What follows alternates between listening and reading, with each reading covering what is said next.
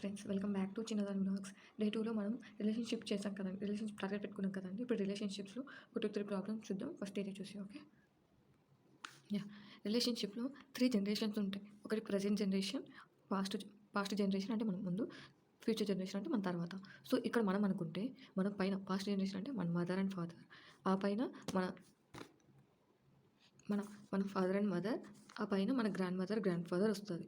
Okay, మన కింద మన ఫ్యూచర్ ఎవరంటే మన సన్ అండ్ డాటర్, వాళ్ళ son and daughter, granddaughter grand grand grandson granddaughter వస్తారు. ఓకే, ఇప్పుడు చూడండి, ఇక్కడ మనం ప్రజెంట్ మన జనరేషన్లో మన పైన జనరేషన్ మా ఫాదర్ అండ్ మదర్. ఓకే, మనకి మదర్ ఫాదర్ అవుతారు.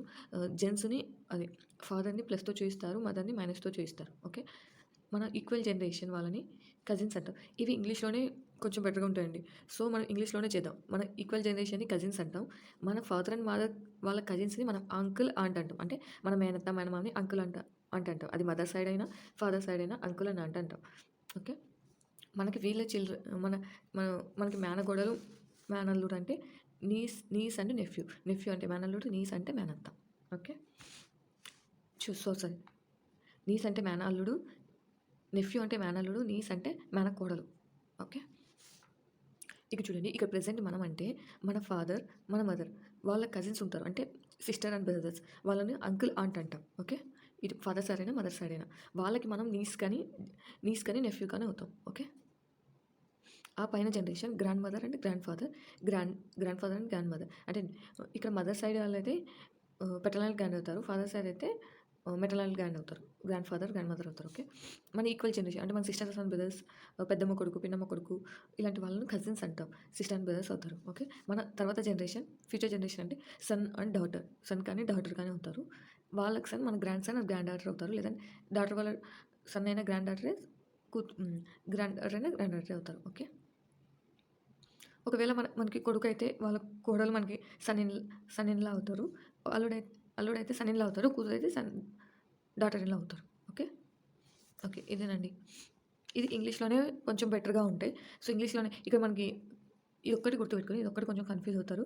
నెఫ్యూ అంటే మేనల్లుడు, నీస్ అంటే మేనకోడలు. సో మన మమ్మీ వాళ్ళ కానీ బ్రదర్ వాళ్ళ సిస్టర్ అండ్ బ్రదర్స్ నేమో మనం అంకుల్ అంటే అంటాం. మన తోటి అంటే మన జనరేషన్ ఎవరైతే ఉంటారో వాళ్ళని కజిన్స్ అంటాం. మన తర్వాత జనరేషన్ సన్ అండ్ డాటర్ అంటాం. ఆ తర్వాత ఉండే వాళ్ళని గ్రాండ్ సన్ గ్రాండ్ డాటర్ అంటాం. మనతో ఈక్వల్గా ఉండే వాళ్ళని అదే మన సన్ అయితే వచ్చే వాళ్ళ వైఫ్నేమో డాటర్ ఇన్లా అంటాం. మనకి డాటర్ అయితే వచ్చే అల్లునేమో మనం సన్ ఇన్లా అంటాం. సో ఇది ఇంగ్లీష్లోనే బాగుంటుందండి. సో ఇంగ్లీష్లోనే చేయండి.